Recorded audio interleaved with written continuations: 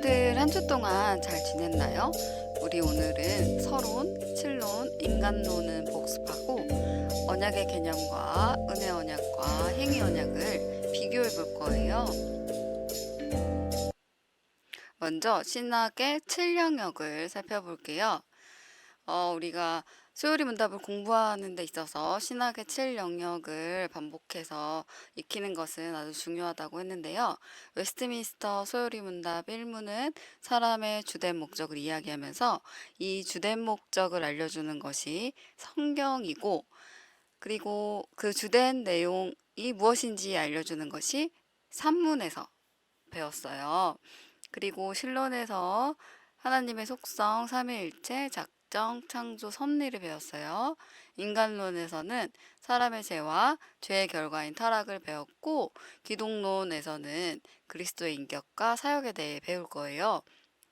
구원론에서는 구원의 적용과 구원의 서정, 종말론에서는 사람의 죽음과 부활을 배워요.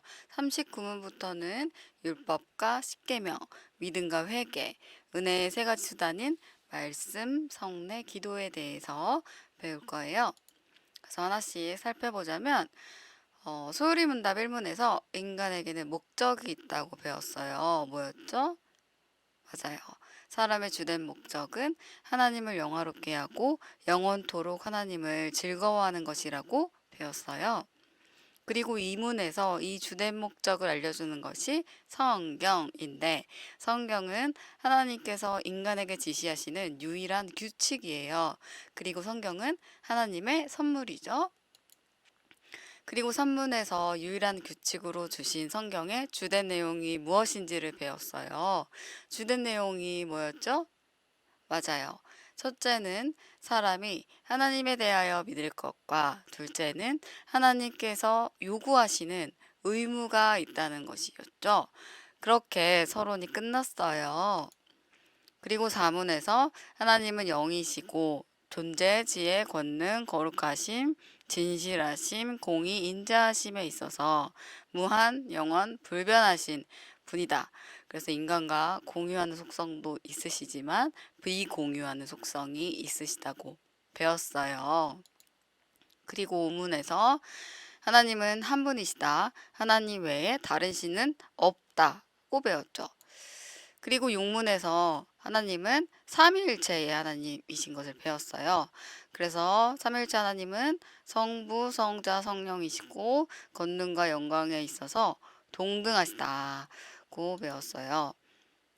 그리고 이제 7문과 8문에서 작정을 배웠는데, 하나님의 작정은 시간 속에서 바라보면 이해가 안 되고 영원하신 하나님인 것을 인정할 때 이해가 될 수 있다고 배웠어요. 영원은 시간 이전, 이후의 시간이 아니라 시간을 넘어서는 모든 것을 말했죠. 인간은 현재밖에 알 수가 없고요. 하나님은 과거, 현재, 미래를 모두 아시는 분이시죠. 시간 전에 삼위일체 하나님께서 우리의 구원을 예정하시고 그것이 시간 속에서 창조와 섭리로 나타나게 돼요. 여기서 시간 전에 우리의 구원을 예정하셨다는 것이 오늘 배울 은혜 언약의 부분적인 내용인데요. 우리가 알지 못하는 시간 밖의 영혼의 어떤 때에 삼일째 하나님께서 우리를 위해 계획을 하셨어요. 그 계획은 창조의 어떤 때로 나타났죠. 그리고 창조는 시간의 시작이에요. 첫째 날이 시작되었으니까요. 그리고 하나님이 만물을 창조하시고 그 이후에 섭리가 시작돼요. 섭리는 하나님께서 자신의 모든 창조물과 그 모든 행동을 보존하시고 통치하시는 것이에요. 그래서 소요리 문답 9에서 10은 창조를 배웠는데, 창조는 며칠 창조죠? 네, 6일 창조예요. 6일 동안 모든 것이 다 창조가 완료되었고, 그리고 하나님은 모든 일을 마치시고 일곱째 날에 쉬셨다, 안식하셨다고 배웠어요. 그래서 우리는 일요일을 주일이라고 부르고 창조하신 하나님을 기억하면서 이 일요일 날 하나님을 예배해요. 그래서 우리가 예배할 때 창조주 하나님을 기억하는 것도 아주 중요하답니다. 그리고 소요리 문답 제9문에서 하나님께서 모든 것을 무에서 부터 창조하신 것을 배웠고, 소요리문답 신문에서 특별히 하나님의 형상으로 지어진 사람에 대해서 배웠어요. 그리고 소요리문답 11문에서 하나님은 모든 만물과 모든 일을 섭리하시는데 사람을 향한 특별한 섭리가 있다. 그게 바로 12문답에서 행위 언약이었죠. 그래서 오늘은 이제 언약의 개념에 대해서 배울 건데요. 언약이 뭘까요, 우리 친구들? 언약은 먼저 사전에 나와 있는 언약의 의미를 선생님이 찾아봤어요. 라이프 성경 사전에 나와 있는 건데요. 읽어볼게요. 쌍방 간의 합의에 의해 이루어지는 약속, 계약, 맹세. 하나님과 사람, 사람과 사람, 민족과 민족 간의 약속을 주를 이룬다. 성경은 특별히 하나님께서 인간과 인격적으로 맺으신 구원 언약이 중심 주제이다 라고 말하고 있어요. 그래서 성경에서 언약을 이해할 수 있는 좋은 본문이 있어서 가져왔는데요. 창세기 21장 27절에서 31절을 읽어볼게요. 거기서 아브라함은 양과 소를 아비멜렉에게 주었으며 두 사람은 계약을 맺었다. 아브라함이 암양 새끼 7마리를 따로 떼어놓자 아비멜렉이 아브라함에게 이렇게 하는 이유가 무엇이오? 하고 물었다. 그래서 아브라함이 당신은 내가 우물을 팠다는 증거물로 이 7마리 암양 새끼를 받으시오. 하고 대답했다. 두 사람이 거기서 맹세하였으므로 그곳을 브엘세바라고 불렀다. 이게 어떤 거냐면요. 지금 이 장면은 아브라함과 아비멜렉이 우물 앞에서 이제 다투는 장면이에요. 이 아비멜렉의 종들이 아브라함의 우물을 빼앗아서 이제 다퉜는데 이 아브라함이 아비멜렉에게 계약을 맺고 있어요. 그래서 아비멜렉은 언약을 통해 아브라함의 우물 소유권을 보증해야 했어요. 그리고 이 언약의 요소는 세 가지였죠. 먼저 한쪽 아브라함, 그러니까 언약은 둘이서 맺잖아요. 그래서 한쪽 당사자인 아브라함이 언약을 이제 일으켰어요. 그리고 이제 그 언약은 아브라함과 아비멜렉이 이제 지키기로 맹세한 의무의 내용을 설명했죠. 그리고 이 언약은 희생제물이 필요했어요. 그게 뭐죠? 7마리 암양 새끼. 그래서 이 창세기 21장을 통해 성경적 언약의 내용은 어떤 거냐면요. 한쪽 당사자가 제안을 해요. 그리고 양쪽 당사자가 지키기로 하고 이 맹세한 계약으로 희생제물에 의해서 맹세가 되어요. 그래서 이 양쪽 당사자가 지키기로 한다라는 것이에요. 네, 웨스트민스터 신앙고백 7장이랑 읽어볼게요. 이성적인 피조물은 창조주 하나님께 순종할 의무를 지고 있다. 하지만 하나님과 피조물 사이의 간격이 워낙 커서 이성적인 피조물을 그냥 내버려둘 경우 하나님께 순종해서 축복과 상급을 받는 일은 절대로 없을 것이다. 절대로 없어요. 그래서 하나님이 자발적으로 낮아지시어 언약을 매개로 해서 그들이 받을 복과 상급을 표명하시기를 기뻐하셨다. 이것을 앞에 거랑 좀 연결해서 설명을 해볼게요. 이 창세기 21장에서 성경적인 언약의 내용은 어떤 거라고 배웠죠? 네, 한쪽 당사자가 제안을 해요. 아브라함이 아비멜렉에게 제안을 해요. 그러고 나서 아비멜렉이랑 아브라함이 같이 지키기로 맹세를 해요. 그러고 나서 희생제물에 의해서 맹세가 되잖아요. 그런데 이 이성적인 피조물 우리죠.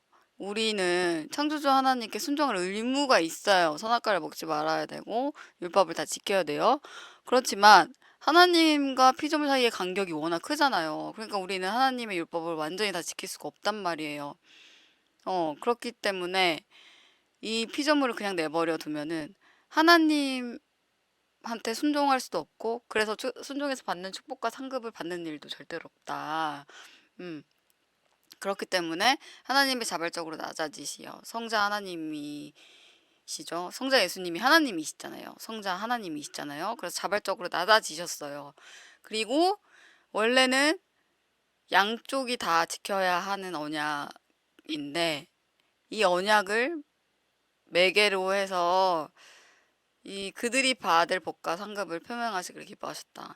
그러니까 예수님이 직접 우리의 희생 제물이 되어 주셨잖아요. 이 앞에서 7마리 암양 새끼가 희생제물이 되어서 아비멜렉과 아브라함이 맹세한 계약이 성사된 것처럼 예수님이 우리의 희생제물로 되어주셔서 우리가 할 수 없는 그 순종을 다 이루셨고, 그리고 그 순종에서 받는 축복과 상급을 우리가 받을 수 있도록 해주셨다, 이런 말이에요. 그래서 이제 다음 주부터 기독론에 대해서 자세히 배울 건데, 그래서 우리는 이 내용을 일단 잘 기억하고 이 행위 언약을 여는 것을 볼 건데요. 수요일문답 12에서 하나님께서 창조된 상태의 인간에게 어떤 특별 섭리의 행위를 행하셨는가? 하나님께서 인간을 창조하셨을 때 그와 함께 생명의 언약을 맺으셨다. 그 생명의 언약은 인간에게 죽음의 고통에 이르는 선과 악에 대한 지식의 나무를 먹는 것을 금지하는 완전한 순종을 조건으로 맺은 것이다. 하나님이요, 행위 언약을 왜 맺으셨죠? 생명을 주려고 맺으신 거예요. 그래서 우리가 행위 언약을 생각할 때 선과 악에 대한 지식의 나무를 왜 만들어가지고 먹게 했냐? 이것을 우리가 초점으로 두면 안 되고요. 하나님을 우리에게 생명을 주시려고 생명의 언약을 맺은 거다. 이거를 중점으로 둬야 돼요. 그렇고 이 생명을 받으려면 이제 그 선악과를 먹지 않는 것, 완전한 순종을 조건으로 맺은 거라는 거예요. 그래서 하나님은 사람을 창조하고 에덴 동산을 경작하고 지키라고 하셨어요. 그리고 사람과 언약을 맺어서 완전한 순종을 요구하셨죠? 그 내용이 뭐였어요?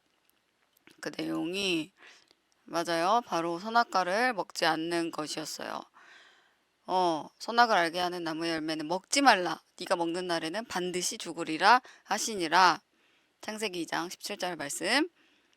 하나님은 아담이 선악과를 먹지 않으면 생명을 주고 먹으면 죽이겠다고 하셨어요.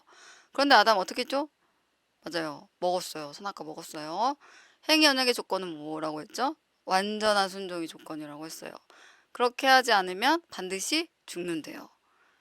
그리고 죽음과 사망은 뭐였죠? 하나님과 단절을 의미했어요. 그리고 타락의 결과가 뭐였죠? 수치심, 두려움, 책임 회피, 형벌과 심판이었어요. 그리고 이제 소요리문답 16에서 모든 인류는 아담 안에서 첫 타락을 하였는가? 아담과 함께 맺어진 언약은 아담뿐만 아니라 그의 후손, 즉 아담으로부터 대대로 내려온 모든 인류가 포함된 것이다. 모든 인류는 아담이 첫 범죄 안에서 그와 함께 타락한 것이다. 라고 배웠어요. 그래서 아담이 하나님과 언약을 했을 때, 생명 언약을 했을 때 받는 복이 우리에게도 임하는 것으로 했죠. 그렇지만 어겼을 때는 우리도 벌을 받는 거예요.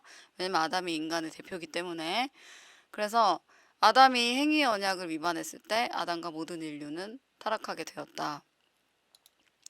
그래서 소요리 문답 17문답에서 뭐라고 했죠? 타락한 인류에게 어떤 상태가 됐냐? 타락은 모든 인류가 죄와 비참의 상태에 이르도록 하였다. 그래서 우리는 죄와 비참한 상태에 이뤘는데, 그리고 이 죄에는 원죄와 자범죄가 있다고 배웠어요. 그래서 인간의 죄는 두 종류로 나누는데 하나는 원죄고 하나는 이 원죄를 받은 인간이 스스로 짓는 실제적 범죄인 자범죄라는 것이에요. 그래서 원죄라는 것은 아담의 후손으로 태어나면서부터 갖는 나쁜 마음이었죠. 그래서 우리가 이 거짓말을 가지고 보면서 우리는 거짓말하지 말라고 배우지만 거짓말을 한다. 그리고 거짓말하는 게 나쁜 것인 줄 알면서도 거짓말하고, 또 이 거짓말을 하고 싶은 마음이 드는 이유가 그러니까 죄로 계속 끌려가는 거, 어려운 말로 죄의 경향성이라고 하는데, 이것이 이제 원죄 때문이고, 이 원죄 때문에 결국에는 거짓말을 하게 된 것을 자범죄라고 한다고 부른다고 배웠어요.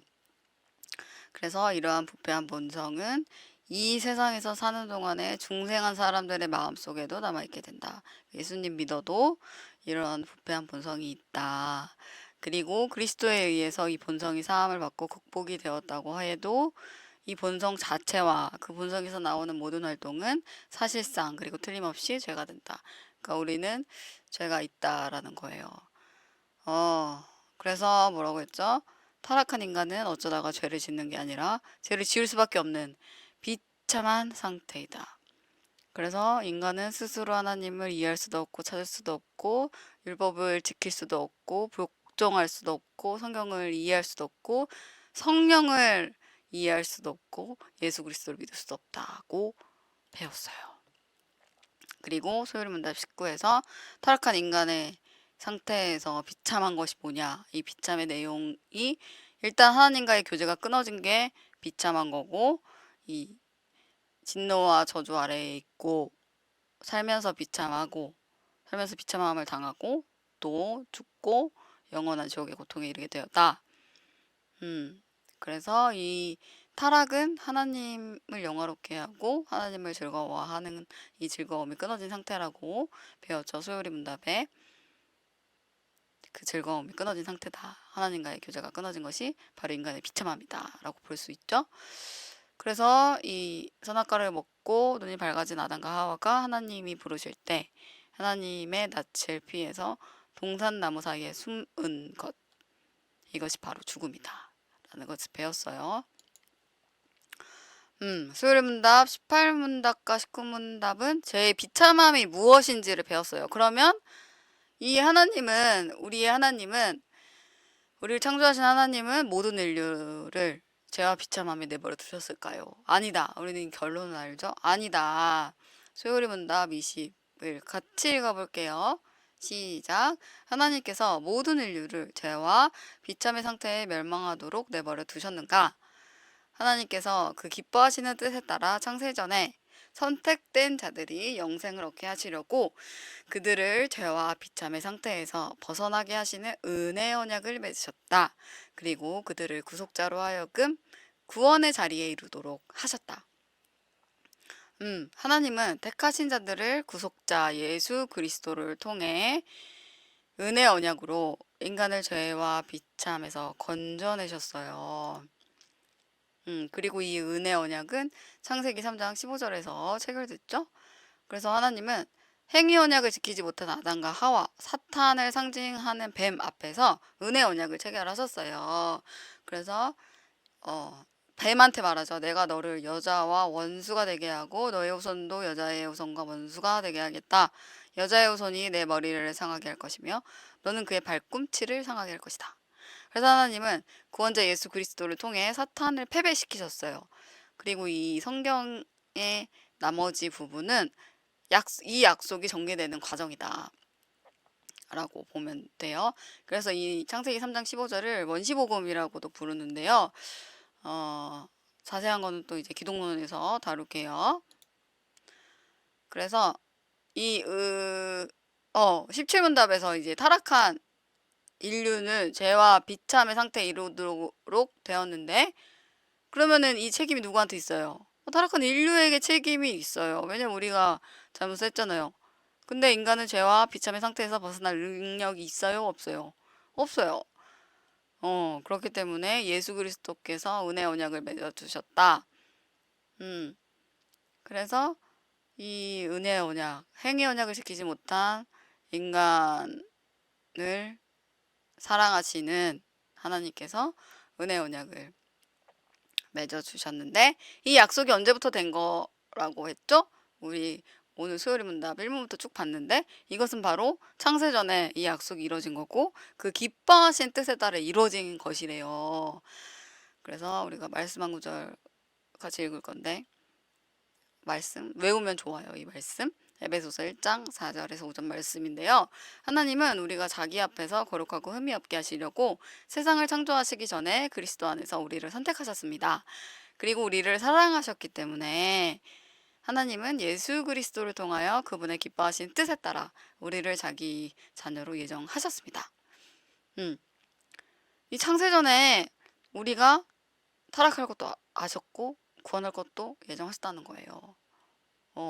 근데 우리가 타락할 것도 알았는데 사랑하셨다고. 그리고 기뻐하신다고. 우리를 자기 자녀로 삼으시는 것을 기뻐하신다 라고 하고 있어요.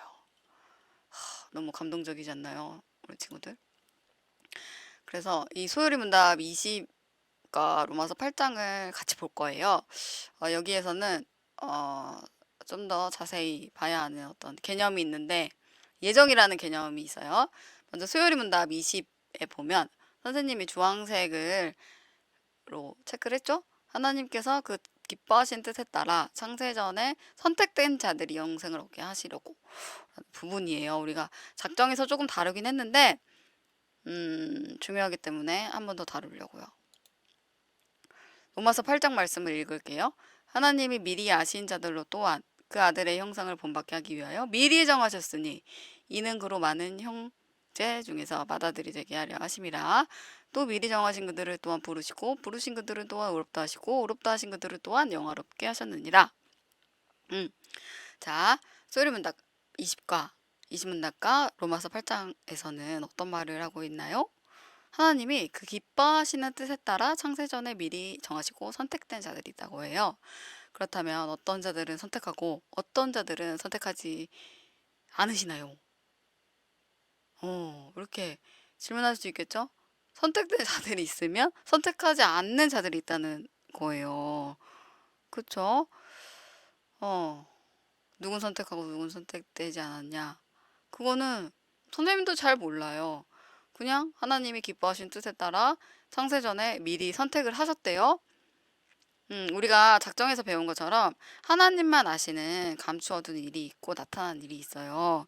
이제 거기에서는 이제 길을 우리의 이제 앞날 미래를 알고 싶은 마음을 예시로 들면서 이제 나타난 일은 성경이고 지금도 여기에서 이제 나타난 일은 성경이죠. 그리고 감추어둔 일은 하나님의 이제 신비가 있다고 배웠어요. 음, 이것은 하나님의 비밀이다. 그리고 예정에서 우리가 알 수 있는 거는요. 우리가 이해할 수 있는 것은 하나님의 기쁘신 뜻대로 예정된 사람들이 있다고 성경에서 말씀하셨다는 거예요. 미리 정하신 사람이 있다고 성경에서 말씀하셨다. 근데 그게 뭐 어떻게 미리 정했고 어떻게 뭐 그럼 몰라요. 그냥 창세전에 정하셨다. 기뻐하신 뜻에 따라 정하셨다는 거예요. 그래서 우리가 누가 예정됐고 누가 선택되고 누가 유기됐고 몰라요.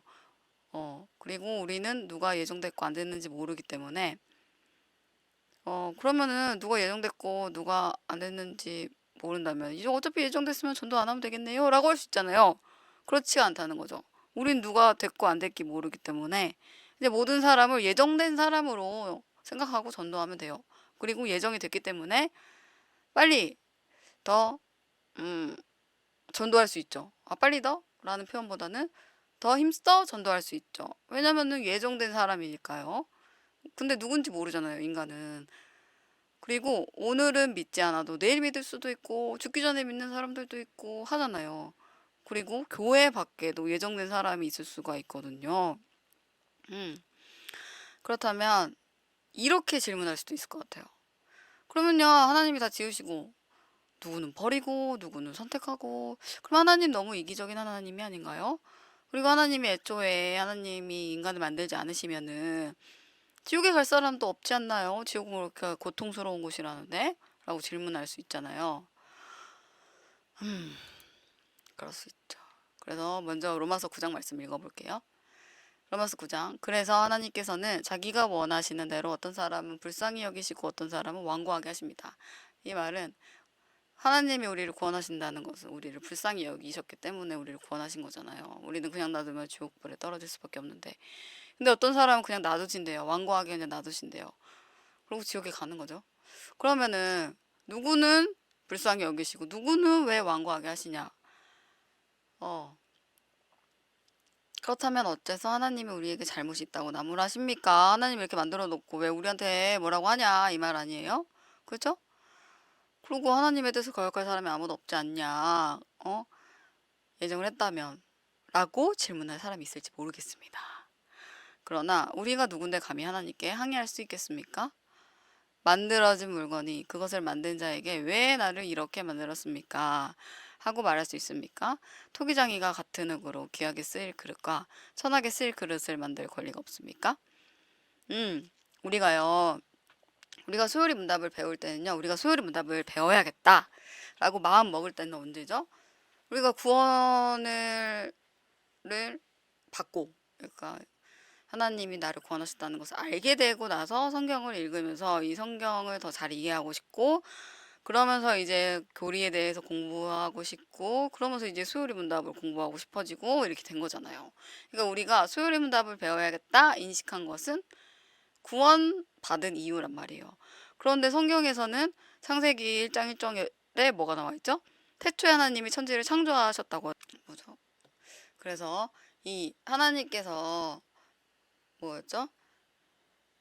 하나님께서 우리를 창조하셨어요. 태초에 천지를 창조하시고 인간도 창조하시고, 그리고 소요리 문답에서 또 하나님의 창조를 배우잖아요. 먼저 배우잖아요. 그죠? 이 순서가 중요하다는 거죠.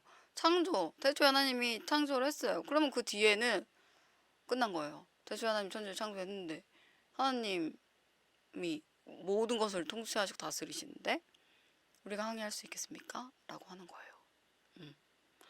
그래서 우리가 예정을 부인한다는 것은요, 하나님의 주권이 부인된다는 것이고요. 그리고 하나님의 주권이 부인된다는 것은 하나님이 아니시라는 것이죠.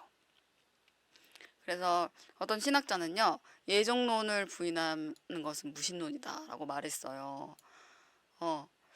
하나님은 창조주고 우리는 피조물이다. 우리의 위치를 잘 알아야 된다는 거예요. 그래서 하나님이 창조주이고 우리가 피조물이라는 것은요, 우리는 하나님의 부르심 앞에 대답할 위치에 있다는 것이지 따져 물을 수 있는 위치에 있다는 게 아니라는 거예요. 그래서 하나님이 아담아 네가 어디 있냐 하고 물으실 때 아담은 대답할 위치에 있는 것이지, 하나님 왜 내가 어디 있는지 하나님이 왜 물으십니까? 라고 따져 물을 수 있는 위치가 아니라는 거예요. 그래서 이 선생님도요, 이 예정교리로 정말 많은 날을 씨름을 했어요. 선생님도 하나님을 사랑하고 성경 말씀도 사랑하고, 그래서 신학교도 가고 신대원도 나오고 이것저것 여러 가지 세미나도 듣고 하는데 이 예정교리가 이해가 안 되는 거예요. 도무지 이해가 안 되더라고요. 이해가 안 됐어요. 이제 머리로는 그렇지 하지만 마음으로는 정말 이해가 안 되는 거예요. 그런데요, 선생님은요, 이제 이해가 되지 않는 것이 답이구나 하는 것을 깨달았어요. 이해가 안 되는 거구나, 이거는. 그리고 선생님은 다 알아야 된다고 생각을 했거든요. 그런데 다 알지 못해도 하나님을 믿을 만한 증거는 이미 충분하다라는 것을 알게 됐어요. 그래서 이제 성경이 66권이잖아요. 그쵸? 성경이 66권이고 성경을 하루에 10장 읽는 것도, 매일매일 10장 읽는 것도 사실 쉽지 않아요. 우리가. 왜냐면 성경만 읽는 게 아니고 일상생활 해야 되잖아요. 돈도 벌어야 되고 학교도 가야 되고 공부도 해야 되고 하잖아요.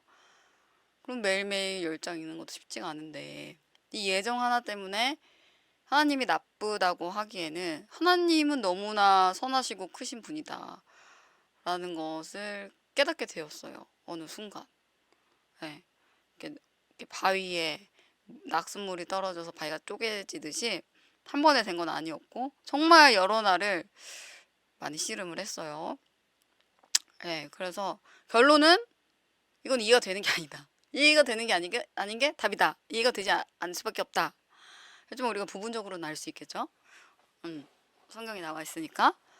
네, 그래서 선생님은요, 이 예정이라는 교리에 대한 이 태도가 많이 달라지게 됐어요. 그전에는 아니 어떻게 누구는 버려? 막 이런 생각이 들었거든요. 왜냐면 선생님 주변에는 안 믿는 사람들이 더 많아요. 그렇기 때문에 그들에 대한 어떤 긍휼한 마음이 선생님 너무 크고 영혼의 긍휼함이 너무 컸죠.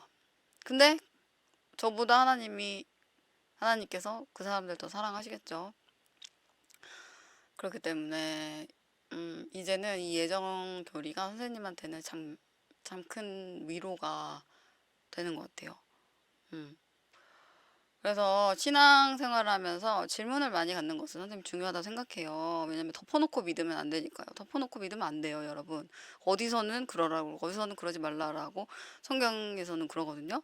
그러니까 성경은 맥락도 중요하고 문맥도 중요하고 중요한 게 너무너무 많아요, 성경 볼 때. 근데 이걸 볼 때 성경에는 다 말하지 않거든요. 그러니까 그 성경과 텍스트 사이에는 맥락이라는 게 있어요. 그렇기 때문에 질문을 가질 수밖에 없다는 거죠. 왜 여기서는 된다고, 왜 여기서는 안 된다 하는가? 예. 그리고 이 질문이 있다는 것은 그만큼 하나님을 잘 이해하고 싶은 마음이 있는 거잖아요. 우리가 학교 다닐 때도 보면은 질문 많이 하는 애들이 공부에 대한 열정도 있고 하잖아요. 음. 공부에 열정이 있어야 또 질문을 하게 되고 하니까.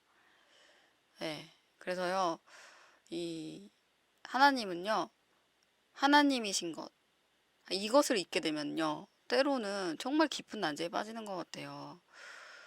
그리고 인간이 아무리 지혜롭게 하더라도 하나님을 다룰 수가 없잖아요. 욥기서를 통해서도 그렇고, 음. 그리고 특히 예정은 더더욱 알 수가 없다. 그래서 우리의 초점이 조금 달라졌으면 좋겠어요. 지금 고통 중에 있는 사람이 있다면요, 하나님한테 대책이 있다. 이 대책이 뭐냐? 이 예정이다. 이게 얼마나 큰 위로가 되는지 모르겠어요. 네. 그래서 선생님도 여러 힘든 일이 생길 때마다 하나님 대책이 있지. 하나님은 그냥 고통만 주는 분이 아니지. 나는 여기서 뭘 배워야 할까? 하나님이 나를 이거를 통해서 어떻게 더 좋고 멋지고 예쁜 자매가 되게 해줄까? 사람이 되게 해줄까? 뭐 이런 기대감들이 있어요. 네. 근데 이렇게 되기까지 많은 씨름들이 있었는데 이렇게 될 수 있었던 가장 큰 어떤 지점이 저는 선생님은 예정인 것 같아요. 그래서 이 예정을 가지고 막 많은 사람들이 막 싸우고 여전히 막 여러 뭐 교단과 여러 가지가 있지만 그렇지만 그래도 나 예정은 선생님 중요하다 생각해요. 그리고 교리를 공부하는 거 너무너무 중요하다 생각해요. 그래서 하나님이 우리를 만드시고 그냥 내버려 두는 분이 아니기 때문에 우리가 힘든 일이 있다면 꼭 하나님을 기억하고 또 잘 이겨냈으면 좋겠어요. 또 파이팅 해요. 그리고 우리 쪼꼬미의 리폼들을 듣는 말씀을 사랑하는 사람들을 위해서 누군지는 잘 모르지만 선생님은 기억하고 기도해요. 그리고 가끔씩 댓글 달아주시는 분들 너무 감사하고요. 그리고 또 오늘은 함께 이 예정 안에 있는 분들에 대한 마음이 갑자기 드네요. 그래서 우리가 함께 신앙생활하면서 이 하나님의 예정을 같이 누리고 또 큰 위로를 얻었으면 좋겠다 하는 마음이 오늘은 막 드네요. 예, 그렇습니다. 그래서 이 예수 그리스도는 신자들의 큰 소망과 위로이십니다. 하나님의 지혜는요, 모든 지혜의 근원이에요. 그래서 여호와를 경외하는 것이 지혜의 근본이다. 왜냐하면 지혜를 만드신 분이 하나님이니까요. 그래서 예수 그리스도가 우리의 중보자다? 이건 너무나 지혜롭고 탁월하다는 거죠. 예. 우리는 이 세상에서 이 세상은 정말 불완전해요. 나도 불완전하고, 나도 뭐, 오늘은 이랬다가, 내일은 저랬다가, 왔다 갔다 막 하는데, 이 세상은 더 그렇죠? 응? 그런데 변치 않으시는 우리 예수 그리스도를 우리의 중보자로 세우신 것은 너무나 지혜롭고 탁월하고 감사하다. 그렇기에 우리는 이 세상에서 어떠한 어려움과 상관없이 하나님의 위로를 얻을 수 있어요. 왜냐하면 우리의 보증자가 예수 그리스도시고, 그리고 우리가 아무런 가치가 없을 때 하나님 나를 선택하셨다는 거죠. 그리고 인간에게 아무런 공로나 가치가 없어도 하나님께서 선하시고 좋으신 분이기 때문에 우리는 구원을 얻고, 그렇기에 이 구원은 우리에게 소망을 준다. 그래서 오늘은 이 예수 그리스도는 신자들의 큰 소망과 위로이십니다. 라는 말이 자꾸 떠올라서 이런저런 선생님의 마음을 좀 전해봤어요. 그래서요, 이 나의 죄를 비참한 상태에 내버려 두지 않으시고 구원하신 예수 그리스도를 깊이 묵상하는 주일이 되었으면 좋겠어요. 그래서 오늘은요, 이 소요리 문답 20을 같이 읽어볼 건데요. 앞에랑 좀 다른 버전의 소율문답이에요. 소율문답도 여러 가지 버전이 있거든요. 그래서 이 해석하는 사람들에 따라서 내용은 같은데 이제 조금 언어가 달라요. 해석하는 데 있어서. 그래서 이거를 같이 읽어볼게요. 소율문답 20. 하나님은 모든 인류를 죄와 비참함의 상태에서 멸망하도록 내버려 두셨습니까?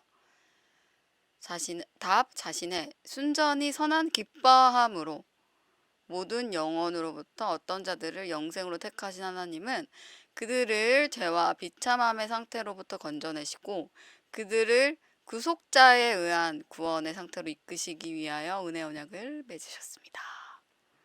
네, 아멘. 네, 우리 친구들 오늘 말씀은 어땠나요? 한 주 동안 우리 예수 그리스도를 묵상하면서 이제 드디어 이제 기독론으로 들어가요. 너무너무 이제 우리의 타락과 죄 막 이러면서 막 그랬는데 선생님은 또 기대가 돼요. 와, 어떤 은혜가 있을지. 한 주 동안 우리 예수 그리스도 구속자이신 예수 그리스도를 잘 묵상하면서요. 또 건강히 지내다가 다음 주에도 만나요. 오늘도